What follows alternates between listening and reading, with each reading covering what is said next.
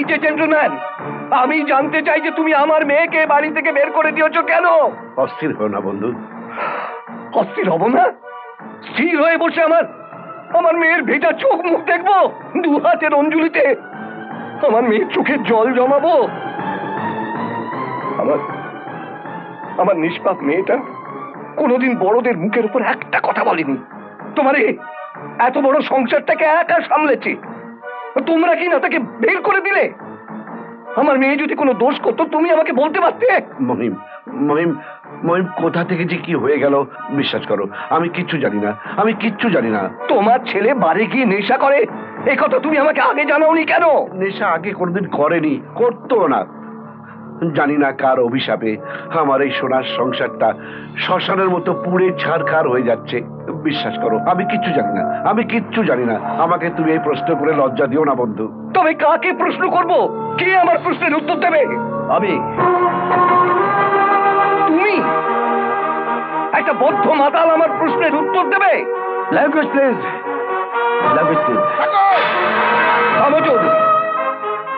তোমার ছেলে বড় লায়েক হয়েছে না, আমাকে ল্যাঙ্গুয়েজ শেখাচ্ছে। আরে আমি তো আমার মেয়েকে চিনি নাকি? আমার ওই মেয়ে তুমি ছাড়া অন্য কোন পুরুষের দিকে ভালো করে তাকায়নি পর্যন্ত। এটা সামান্য মোবাইল ফোন আর গভীর রাতে আততায়ীর আগমনে সবকিছু মিথ্যে হয়ে গেল।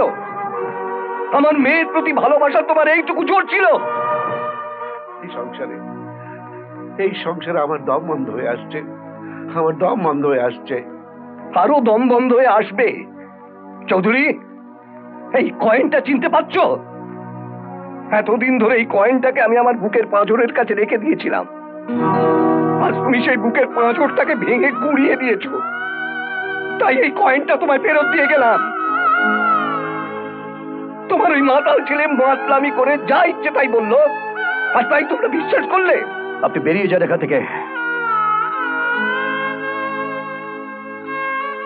তোমরা আমার মেয়েকে বাড়ি থেকে বের করে দিয়েছো, আর আমি আমার নিষ্পাপ মেয়েটার মুখের দিকে তাকাতে পারিনি। অভিশাপ পড়বে তোমাদের উপর, অভিশাপ পড়বে। আমার মেয়েকে যে কষ্ট দিয়েছো সে কষ্ট হাড়ে হাড়ে টের পাবে তুমি। এবারে ইট কাঠ পাথর প্রত্যেকটা খসে খসে পড়বে আমার মেয়ের দীর্ঘ নিঃশ্বাসের ঝড়ে।